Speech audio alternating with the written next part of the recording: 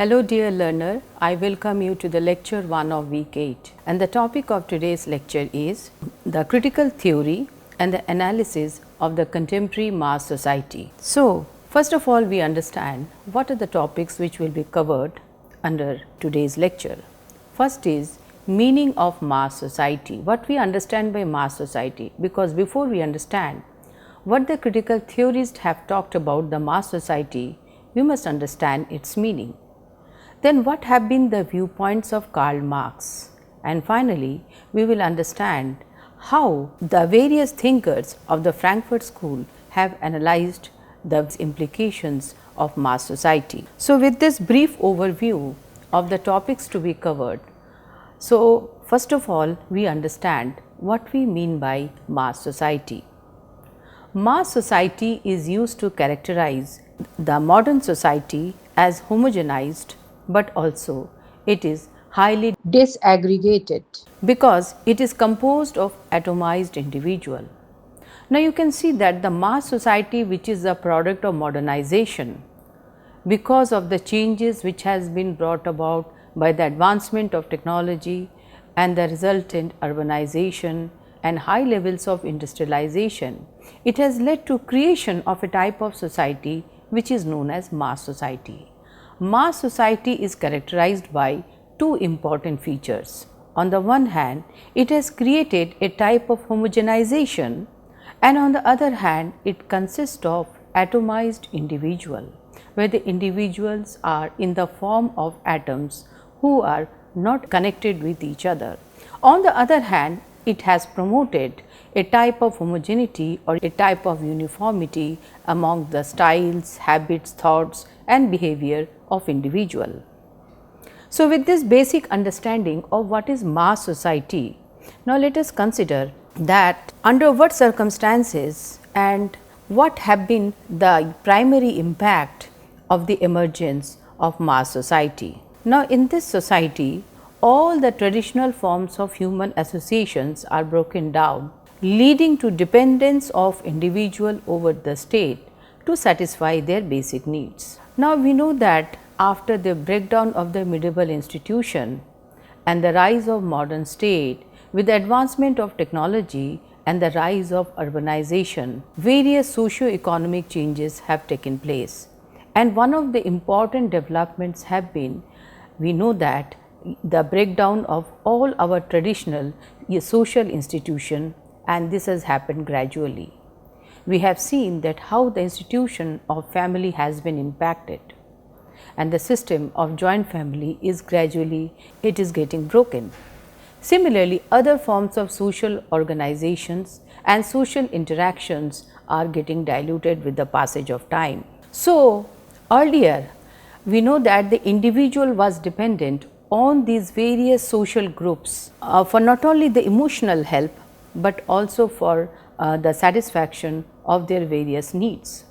But now, with the gradual disappearance of the social institutions, what we find is that individuals are becoming more vulnerable, and they are now turning to the only institution which is existing, and that is the state, and he is looking forward to the state for the satisfaction of his or her all basic needs. It is marked by conformism and even a type of totalitarian forms of collective behavior. So, two important things we find. One is that it has given rise to a type of conformism. Now, what we mean by conformism?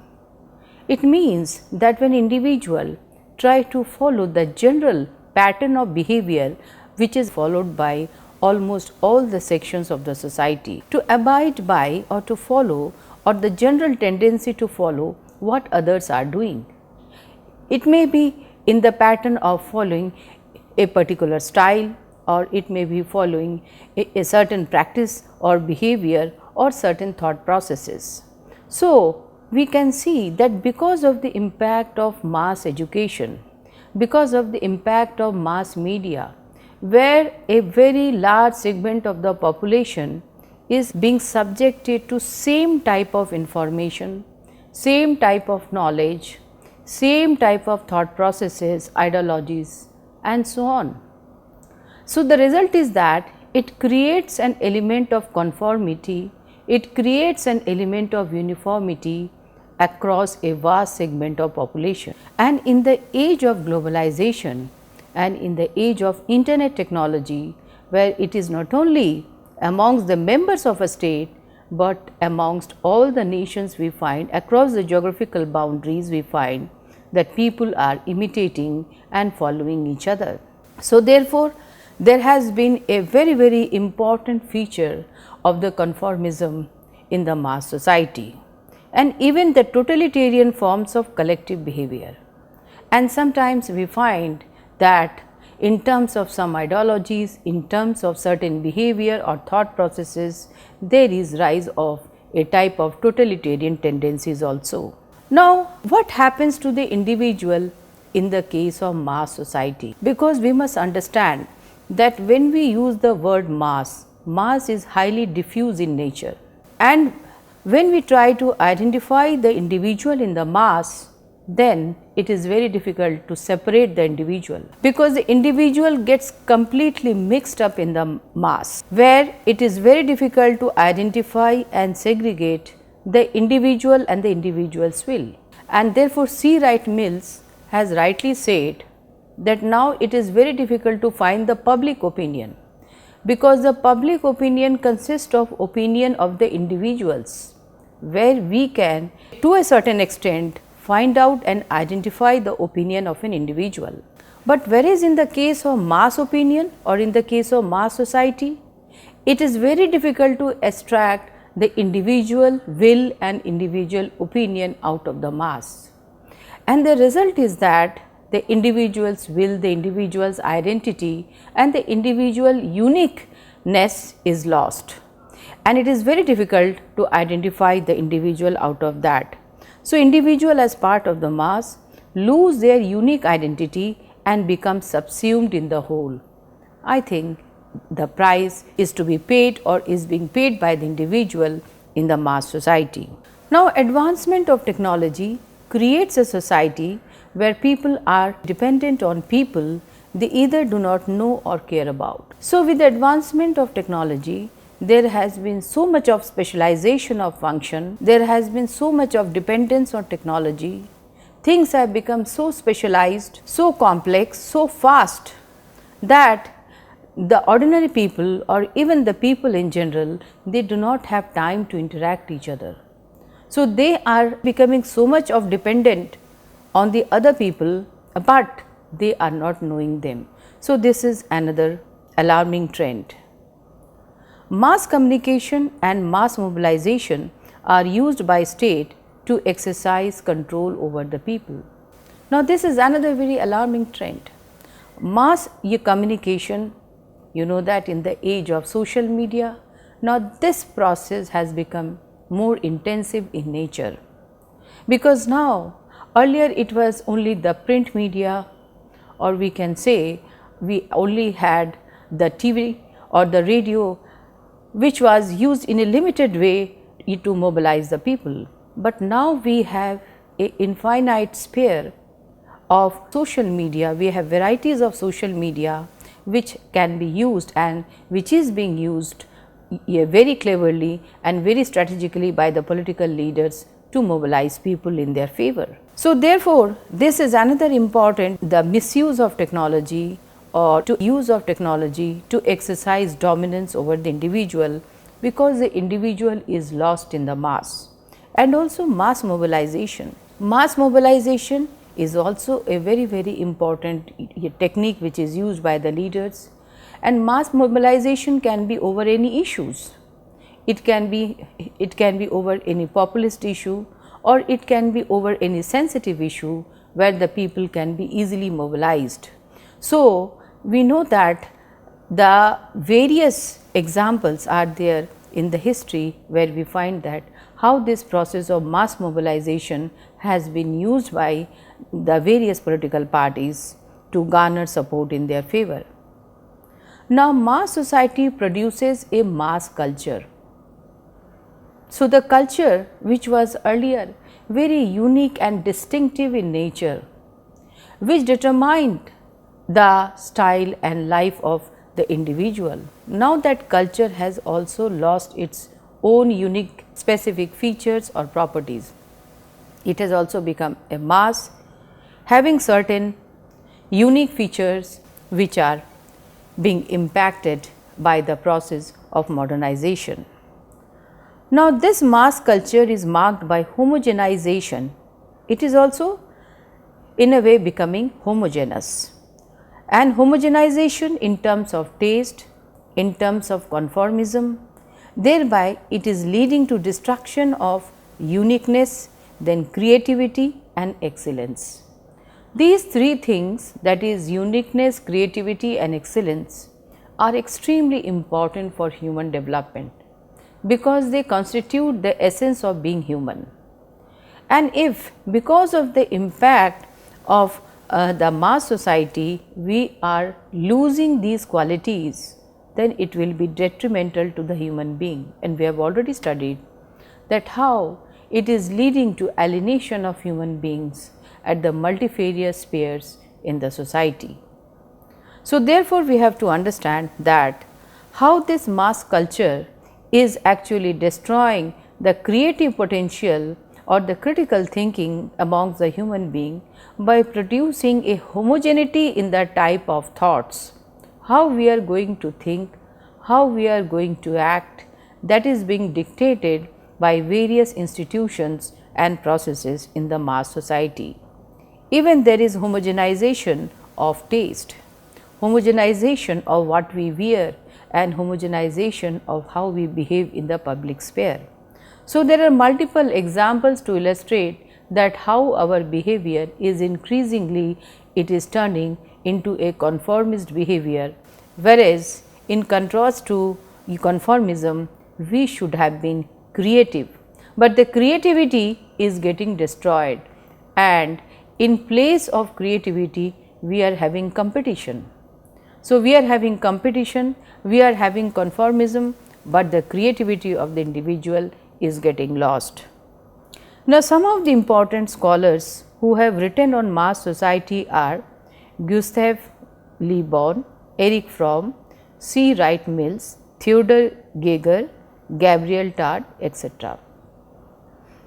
After understanding the basic meaning and understanding of mass society, how Karl Marx and Friedrich Engels have evaluated the impact of the changes in the society because of the advent of technology and mass communication. They have actually expressed some of the views on the modern civilization, or we can say they have expressed some of the optimistic views about the modern civilization.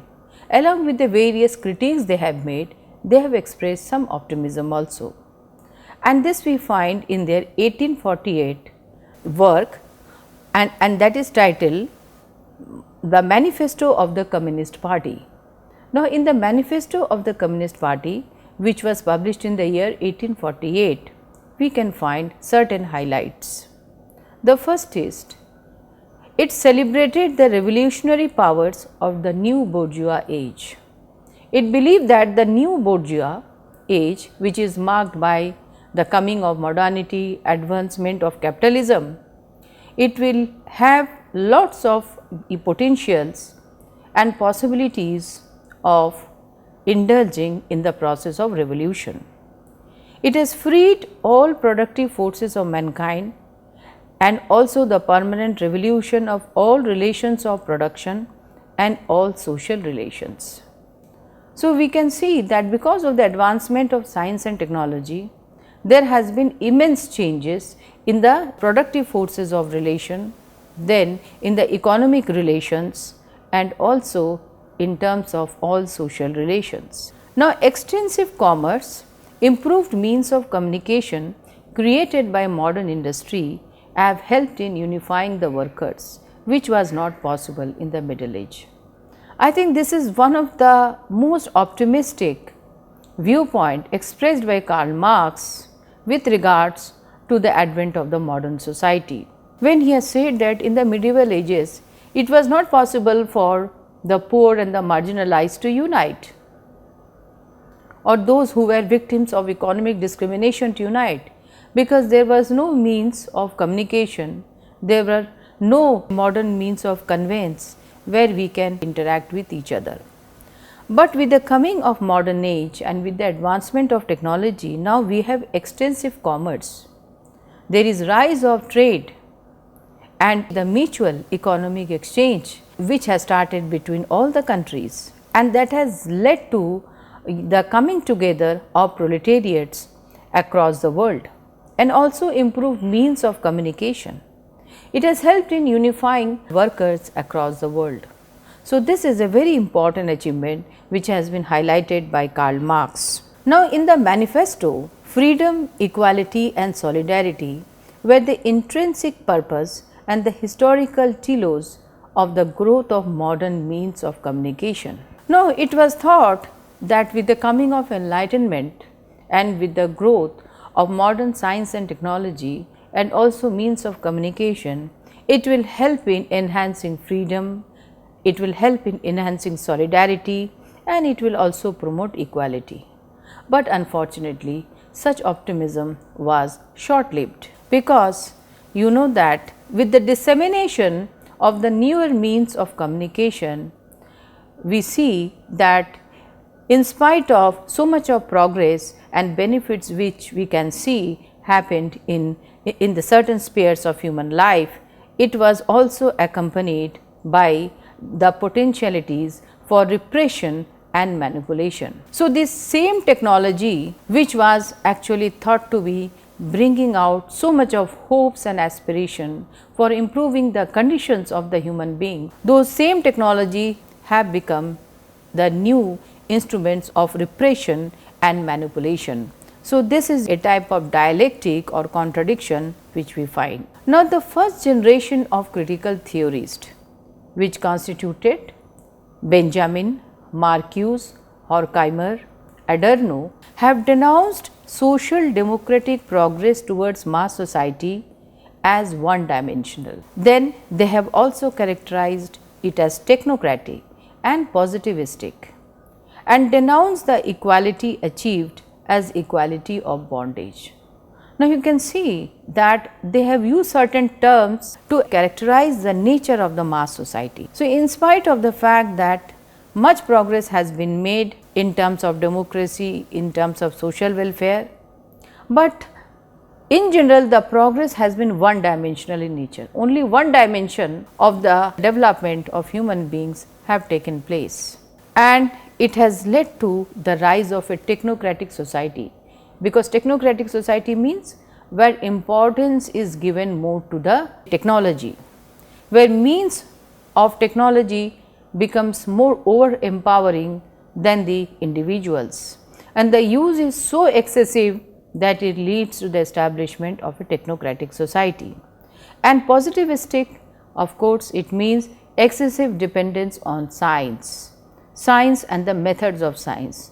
So, our society is acquiring certain dimensions which are not good for the well-being of the individual, and therefore, they have said that the equality for which they were striving, or it was argued that the technology is being used, is now have turned into equality of bondage.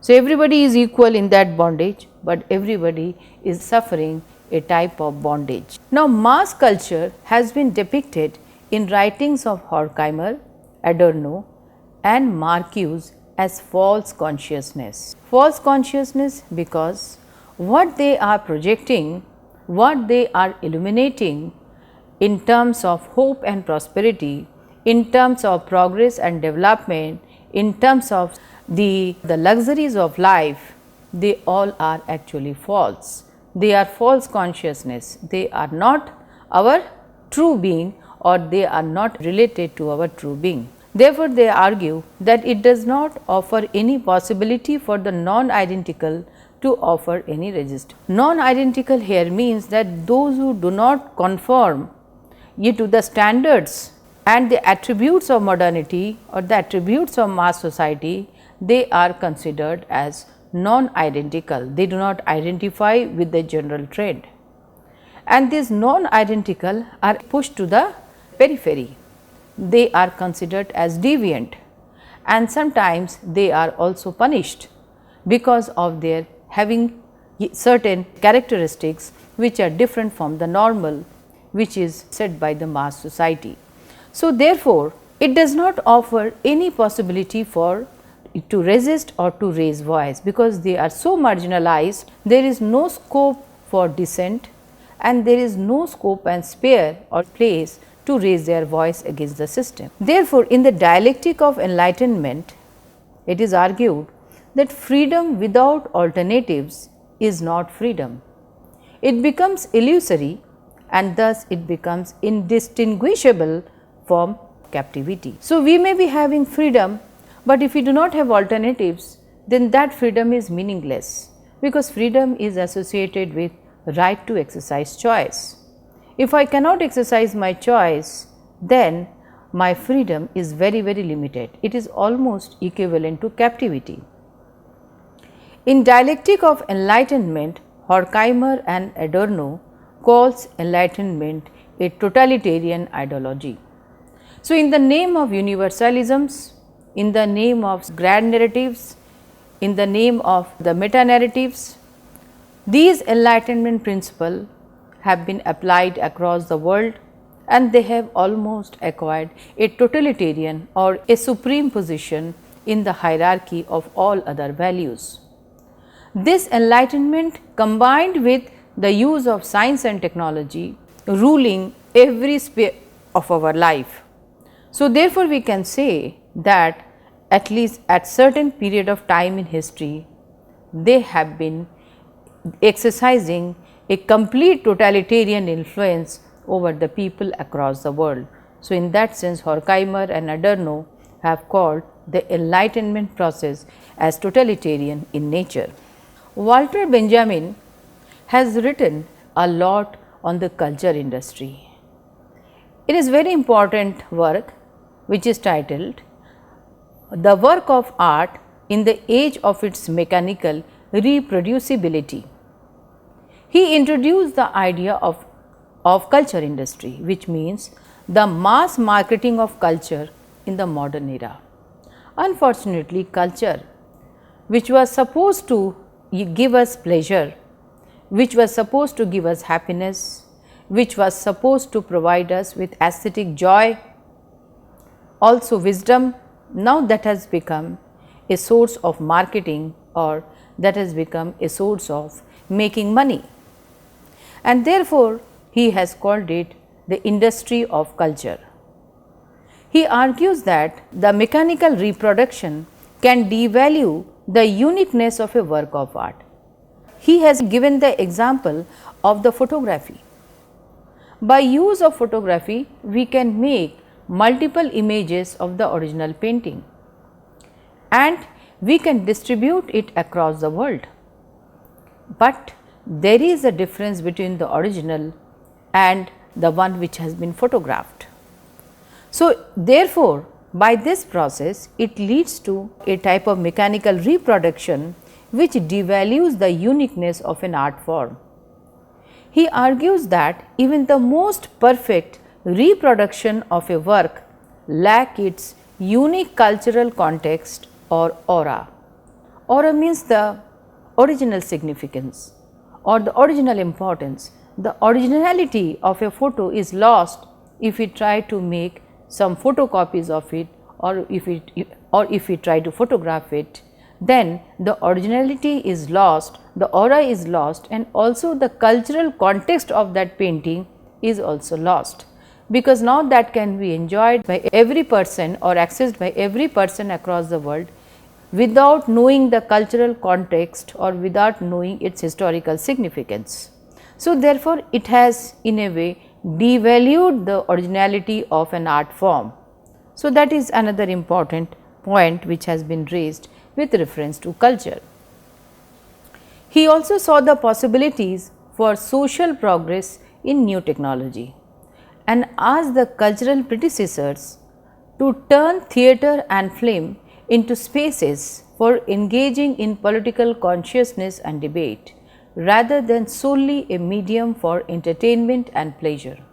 So, today what is happening in the mass society, the theatre, the media and all other forms of the social media which are available to us, they are used mostly as a medium of pleasure or entertainment purpose. He asked that we should try to make these spaces which are provided by the media or the culture industries as spaces to engage in political discussion, to engage in a type of raising the political consciousness so that it can be used for the fruitful purpose. So, rather than using these modern means of technology for cheap entertainment or just for say the satisfaction of our sensuous pleasure, we should try to use it for much larger and more productive objectives which he has highlighted. So, therefore, he had some optimistic hope with the positive use of technology. Now, the culture industry turns audiences into consumers who uses and consumes products in the form of both culture and commercial goods. So, the culture industry, as we have already said, that it turns culture into a market where it can be sold, it can be purchased, and the audience have become consumers who uses and consumes all the products of culture because they have the money to purchase. So, they have been converted into commercial goods. Now, the consuming audiences also consumes ideology along with the cultural goods, and therefore, as they consume it, it leads to the formation of a conformist behavior vis-a-vis the capitalist society, vis-a-vis the capitalist state. So, along with the things that we are consuming, we are also consuming certain ideas which are embedded in those products, and that is leading to a type of conformism or inculcation of an idea which is in the interest of the capitalist group. A very important thinker, Herbert Marcuse, in One Dimensional Man, explains how advanced capitalist society enslaves people who are unable to revolt. Now, the people have become so enslaved by the modern means of communication, by the internet technology, by this culture of consumerism, that they are not in a capacity to revolt because they are enslaved. And the most important thing is that they are not aware that they are being enslaved. Also, it has promoted one dimensional thinking and living that refuses critical thinking, because the entire purpose of all these critical traditions is to develop the critical thinking, because without critical thinking we cannot start the first step of the creation of awareness about injustices in the society. But this one dimensional thinking is leading to the destruction of all types of critical thinking. Now, the technological system that includes modern means of technology was assumed to serve the people, but the opposite has taken place. It has given rise to new forms of totalitarianism. It has led to so much of dependency of our lives over technology in multifarious forms. And moreover, the use of technology is also seen in the sphere of state, which is through the warfare and also through the welfare techniques are making the citizens more dependent and subservient. Now, Horkheimer, Adorno and Marcuse, in their critique of mass culture, argues that it had led to the disappearance of the inner life of individual. The inner life means the inner essence, or the essence of being human is getting lost, because now we are living in an illusory world, we are living in a virtual world, and where even our needs are artificially created, our choices are manipulated. So, therefore, according to the critical thinkers, our inner life or inner essence is getting lost. Wilmer argued that in the mass culture, Benjamin sees element of an antidote to the psychic destruction of society, whereas Adorno regards it above all as a medium of conformation and psychic manipulation. So, we can see that amongst the two different critical thinkers, one is having certain optimistic hope about the uses of technology, and on the other hand we see that another thinker, Adorno, says that how it is leading to a type of conformist behavior and psychic manipulation. Horkheimer and Adorno, in the dialectic of enlightenment, has analyzed two forms of mass society. One is the fascist Germany and another is the United States, with focus mainly on the latter.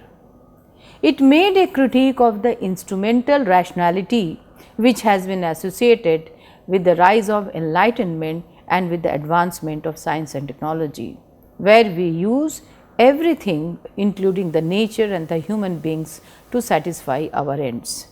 So, therefore, with this I come to the end of this lecture, and it is followed by certain questions which are based on the topics which are covered, like what is a mass society, explain its features, why contemporary mass society has been criticized by critical theorists, what are the effects of culture industry, what are the attributes of mass culture.